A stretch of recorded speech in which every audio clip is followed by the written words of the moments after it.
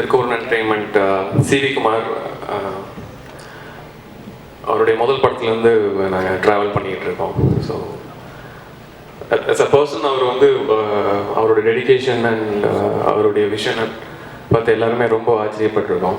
And also ஒரு last 2-3 இயர்ஸாக சின்ன படங்கள் அப்படிங்கிற ஒரு விஷயத்துக்கு ஒரு 30-40% வந்து ப்ரொடியூசர்ஸ் நம்பர்ஸ் இன்க்ரீஸ் ஆகிருக்காங்க அப்படின்னா அதுக்கு சிவி குமார் ஒரு மிக முக்கியமான காரணம்.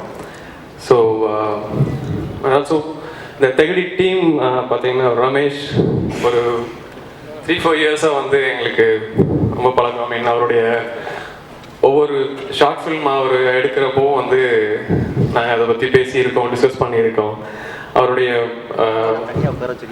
ஒவ்வொரு அடுத்த ஆல்சோ இந்த தெகடி கதையும் நான் கேட்டிருக்கேன். ரொம்ப நாங்கள் இதில் ஒரு பாட்டை இருக்கணும்னு ஆசைப்பட்ட ஒரு கதை. ஸோ கண்டிப்பாக இது நல்லாயிருக்கும். அண்ட் ஆல்சோ அசோக் ரொம்ப நல்லா பண்ணியிருக்காங்க. ட்ரெய்லர் ரொம்ப நல்லா இருக்கு. லைக் ஒரு சாங்ஸ் கேட்குறப்போ ஒரு அந்த ஒரு பாண்ட் சீரீஸ் மாதிரியான ஒரு பெரிய ஹிட் ஆகும். அண்டு அசோக் வந்து ஒரு தென்னக சினிமா ஜேம்ஸ் பாண்டா வரணும்.